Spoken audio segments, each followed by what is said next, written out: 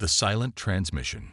Captain Elena Reyes stood at the observation dome of the Earth defense vessel Horizon, her eyes fixed on the stars that had once inspired wonder, but now harbored an approaching threat. After 15 years in the United Earth Defense Force, she had never imagined that humanity's first contact with an advanced alien civilization would lead to this moment, the brink of extinction. Captain, the Zaveri fleet has entered the heliopause, reported Commander Jimenez, his voice steady despite the gravity of the situation. Current count is 76 capital ships and over 300 support vessels. Elena nodded, her face a mask of composure that belied her racing thoughts. Humanity's combined defense fleet consisted of just 32 vessels, hastily assembled after the discovery of faster-than-light travel only 12 years ago. Status of Project Echo, she asked, turning away from the vast emptiness that would soon be filled with an alien armada. Dr. Chen reports final calibrations underway, estimated completion in 30 minutes. We might not have 30 minutes, Elena murmured. Tell her she has 15. The bridge of the Horizon hummed with controlled tension as officers monitored their stations, preparing for what might be humanity's last stand or its greatest triumph. The main view screen activated, showing the approaching Zaveri fleet, sleek, crystalline vessels that seemed to bend light around them, the product of a civilization that had mastered interstellar travel while humans were still figuring out agriculture. Open channel to all Earth vessels, Elena ordered, settling into her command chair, and get me Director Okafor. As her crew carried out her orders, Elena studied the alien ships. The Zaveri Collective had made contact with Earth just 4 months ago when a single diplomatic vessel entered the solar system. They called themselves the Enlightened Ones, a collective of sentient crystalline beings that had evolved beyond biological constraints and had colonized this sector of the galaxy over 50,000 years. The view screen split to show Director Amara Okafor, head of the United Earth Defense Council, her face tense but resolute. They're earlier than our projections, Captain, Okafor stated without preamble. Yes, Director. Their propulsion systems must be more efficient than our initial estimates. Okafor's expression hardened. Has there been any communication? Not yet, but Elena began, only to be interrupted by her communications officer. Captain, we're receiving a transmission from the Lid Zaveri vessel. Elena exchanged a glance with Okafor, put it through on both feeds. The screen changed to show Ambassador Tsari, the Zaveri representative. The crystalline being had a humanoid shape, but its body consisted of translucent, faceted surfaces that pulsated with internal light. Its face was a smooth oval with no discernible features, yet somehow conveyed cold intelligence. Captain Reyes. Sari's voice emerged, a synthesized sound that seemed to bypass the ears and resonate directly in the mind. The collective has considered Earth's response to our generous offer of protection. Elena straightened. Ambassador, as we've communicated, Earth appreciates the offer but declines to surrender its sovereignty to the collective. Sari's form pulsed with a bluish light. Then I must inform you that the Zaveri consensus has categorized your species as an emerging threat to stellar harmony.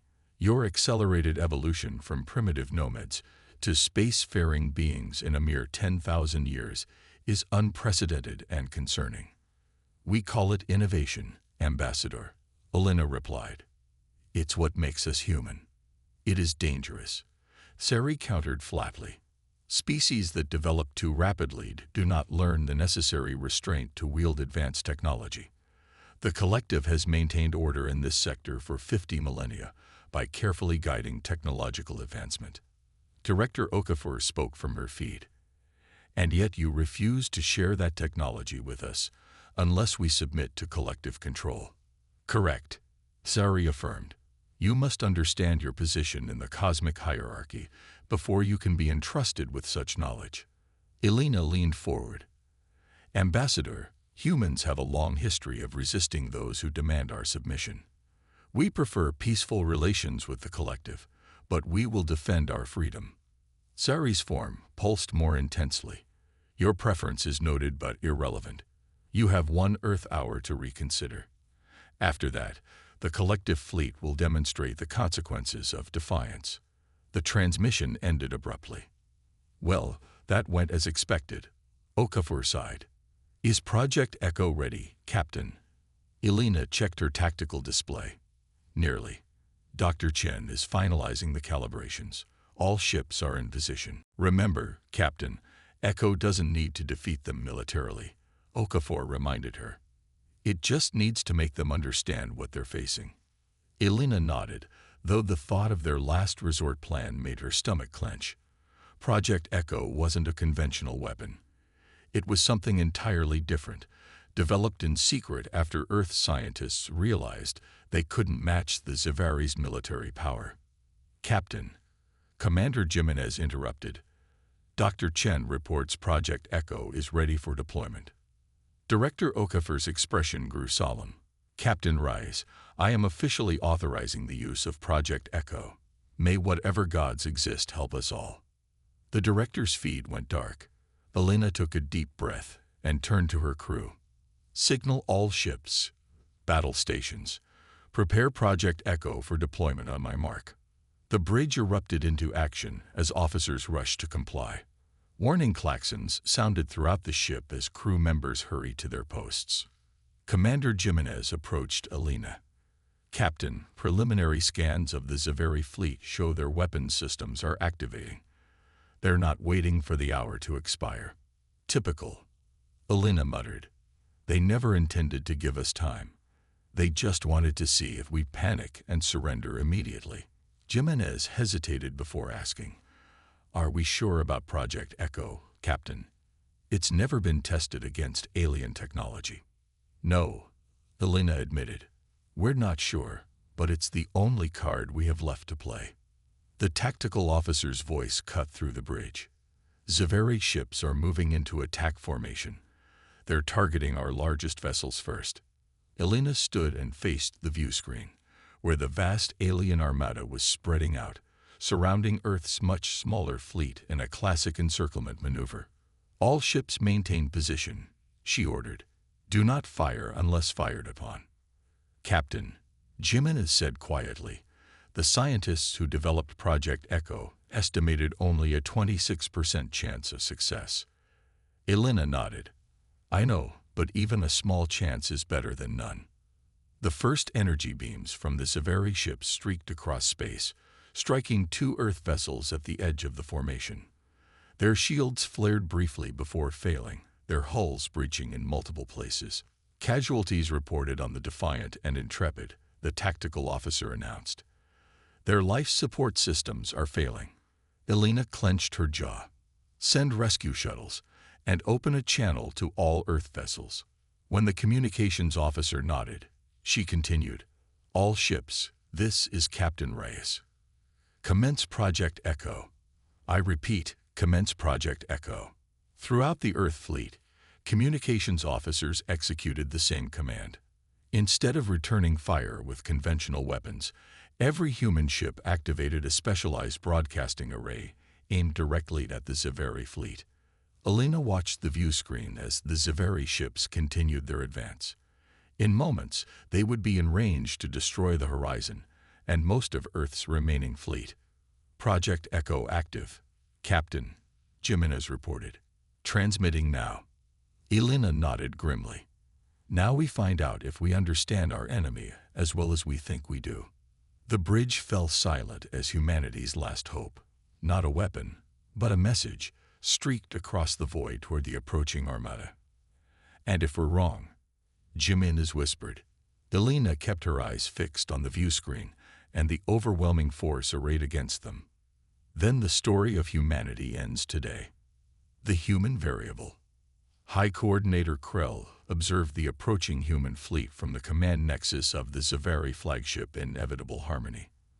The crystalline being's form pulsed with confident light as it directed the collective's forces toward the primitive human defenses.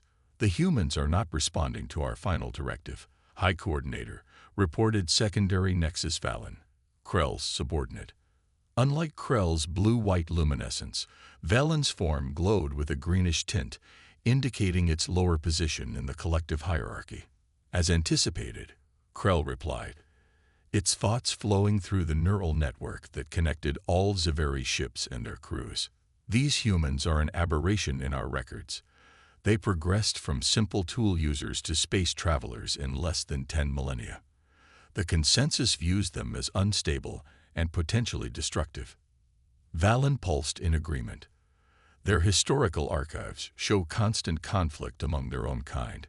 If they bring such behavior into the broader galactic community, precisely why we must either integrate them into the collective or eliminate them, Krell concluded. It directed a thought to the weapons nexus. Begin the elimination sequence. Target their largest vessels first. The Zaveri ships fired in perfect synchronization, energy beams slicing through space toward Earth's fleet. Krell observed dispassionately as the first human ships took direct hits, their shields failing almost instantly against the collective's superior weapons. Primitive protection systems, Krell commented. Their shields cannot even withstand our lowest energy settings. What puzzled the High Coordinator, however, was the humans' response, or rather, their lack of one. Instead of attempting to evade or return fire, the human ships maintained their formation. High Coordinator, called the Analysis Nexus, we're detecting unusual energy patterns from the human vessels. Krell's form dimmed slightly in concentration. Weapons? No, High Coordinator. They appear to be activating some kind of communication array. They're directing substantial energy into their transmission systems. Communication. Krell's internal light flickered in confusion. In thousands of years of collective expansion, no species had ever responded to an elimination sequence by attempting to communicate. They either fought back or submitted. High Coordinator, Valen interrupted. We're receiving a transmission. It's being broadcast on all frequencies simultaneously. Analyze it, Krell ordered. Before the analysis could begin, something unprecedented occurred. Throughout the command nexus, all information displays began showing the same 3 words. We are human. Isolate the transmission, Krell commanded as alarm pulses spread across the neural network. How are they accessing our systems? The crew worked frantically, but the message continued to spread. Combat systems failed, navigation went offline, and the collective consciousness that bound the fleet together began to fracture. High Coordinator, the Analysis Nexus called, its light pulsing rapidly with concern. There's an information package attached to the transmission. It's bypassing our protection protocols and downloading directly into our central consciousness matrix. Separate from the fleet network, Krell ordered. Disconnect all neural pathways. It's too late, Valen reported, its light dimming with distress. The package has already spread to every ship in the fleet, and the secondary nexus hesitated, its form flickering erratically. It's integrating with our collective consciousness. Before Krell could respond, information began flooding into its mind. Images, sounds, emotions, human history, not just the sanitized diplomatic records the humans had shared during first contact, but everything. Raw, unfiltered, real. Back on the Earth flagship horizon, Captain Alina Reyes watched as the Zaveri advance halted. The alien ships stopped firing, hanging motionless in space like a swarm of insects suddenly frozen in time. It's working, Commander Jimenez whispered. The transmission is penetrating their systems. Alina nodded, feeling a mixture of relief and tension. Phase 1 complete. Now we wait to see if Phase 2 accomplishes what our scientists predicted. Project Echo wasn't a weapon in the traditional sense. It was an information package, a complete history of humanity. Every war, every atrocity, every act of kindness, every triumph against impossible odds. Along with it was a sophisticated algorithm designed to integrate this information directly into the Zaveri's neural network. The plan had been developed after Earth's first contact with Ambassador Tsari 4 months ago. When the diplomatic team returned from that meeting, they brought crucial intelligence. The Zaveri operated as a collective consciousness, with neural pathways connecting their entire civilization. Earth's greatest minds had worked tirelessly to create a program that could infiltrate those pathways and deliver a message that weapons never could. "Let them see us," Elena had told her crew when explaining the plan. "Let them understand what they're facing." "Captain," called the sensor officer, "I'm detecting power fluctuations throughout the Zaveri fleet. Their weapon systems are going offline." Elena nodded. "Maintain current position. All ships stand by." "Do you think they'll listen?" Chimines asked quietly. "They don't have a choice," Elena replied. "Right now, their entire neural network is being flooded with our history. Everything we've ever done, good and bad." Jimenez's expression was troubled. "Some of that history isn't very flattering, Captain." "No," Elena agreed, "but that's the point. We're not hiding who we are. We're showing them exactly what they're dealing with." High Coordinator Krell struggled as the information continued to flood into its consciousness. It witnessed humans fighting wars that spanned their entire planet. It saw their determination to survive against diseases, natural disasters, and their own self-destructive tendencies. It observed how quickly they had advanced from primitive technology to space travel, how they had nearly annihilated themselves multiple times, but always rebuilt, how they valued individual freedom above all else and would fight to extinction to preserve it. Most disturbing of all, Krell saw their response to threats throughout their history. Humans displayed an almost irrational refusal to surrender, even when faced with overwhelming odds. They would endure unimaginable suffering rather than submit to rule they deemed unjust. "High Coordinator," Valen's voice seemed distant. "We must retreat.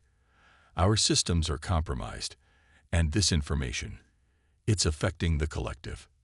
Krell looked around the command nexus. Its crew remained at their stations, but their forms pulsed with the same shock and disbelief it felt. Many were experiencing scenes from human history through the neural network, watching as these primitives fought battles more devastating than anything in collective records. The collective database contained information on thousands of species. Most had been easy to integrate or isolate as necessary. Others had required more forceful measures. But none had ever shown the combination of traits that humans possessed: their adaptability, their tenacity, their willingness to die for abstract concepts like freedom. "This species doesn't surrender," Krell murmured, "even when elimination is inevitable." One particular image kept repeating in its consciousness: a single human standing defiantly in front of weapons of war during an internal conflict, refusing to move despite certain death. It perfectly captured what made these beings so unpredictable and so dangerous. "High Coordinator, we're losing control of our ship systems," reported the engineering nexus. "The human algorithm is embedded too deeply. We can maintain life support and propulsion, but weapons and protective shields will take days to restore." Krell made its decision.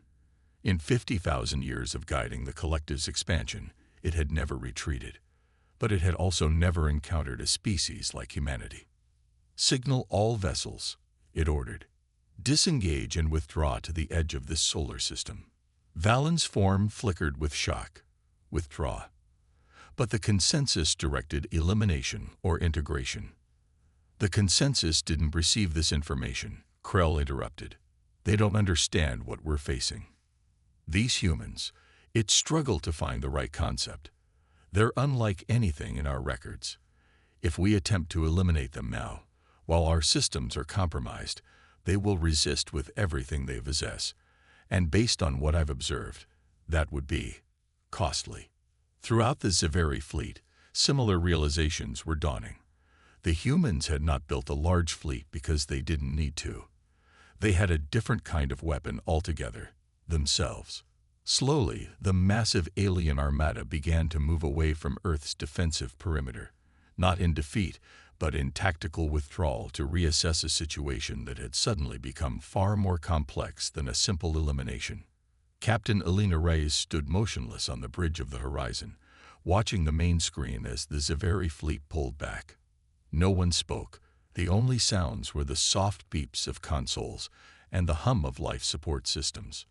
"They're retreating to the edge of the solar system," Commander Jimenez finally said, breaking the silence. "All ships maintaining formation, but their weapon systems appear to remain offline." Elena nodded slowly.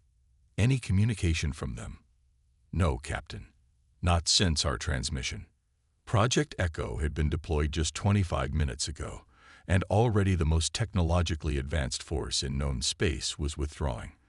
Elena felt a complex mix of emotions: relief that Earth had been spared, pride in humanity's ingenuity, but also concern about what would come next.